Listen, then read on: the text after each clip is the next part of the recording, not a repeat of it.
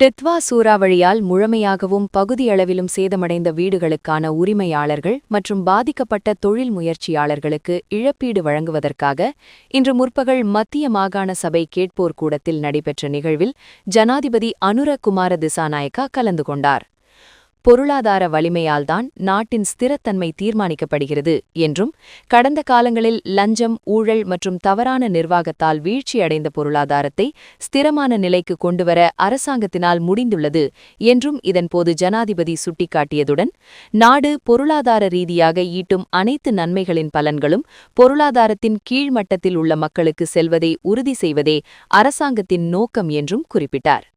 குறிப்பாக 2025ஆம் ஆண்டு இலங்கை வரலாற்றில் அதிக ஏற்றுமதி வருமானம் மற்றும் வெளிநாட்டில் வசிக்கும் இலங்கையர்களால் அதிகளவில் பணம் அனுப்பப்பட்ட ஆண்டாகும் என்றும், பொருளாதாரத்தின் பல துறைகளில் ஈட்டப்பட்ட அந்த சாதனைகளின் பலன்களை மக்களுக்கு வழங்கி அரச ஊழியர்களின் சம்பளத்தை கணிசமாக அதிகரித்ததன் மூலமும், பாடசாலை உபகரணங்களுக்கான கொடுப்பனவுகளை வழங்குவதன் மூலமும், அஸ்வேசுமா போன்ற நலன்புரி திட்டங்களை மேலும் விரிவுபடுத்துவதன் மூலமும் மக்களுக்கு கொண்டு செல்லப்பட்டுள்ளன என்றும் அவர் குறிப்பிட்டார்.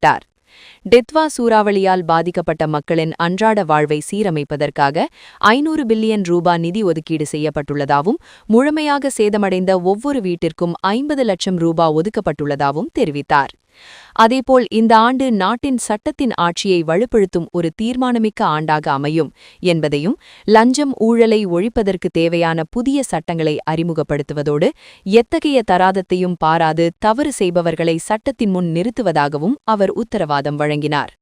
ஊழலற்ற திறமையான அரசு சேவையையும் நீதியான சமூகத்தையும் கட்டியெழுப்ப ஒன்றிணையுமாறு ஜனாதிபதி அனைவருக்கும் அழைப்பு விடுத்தார்.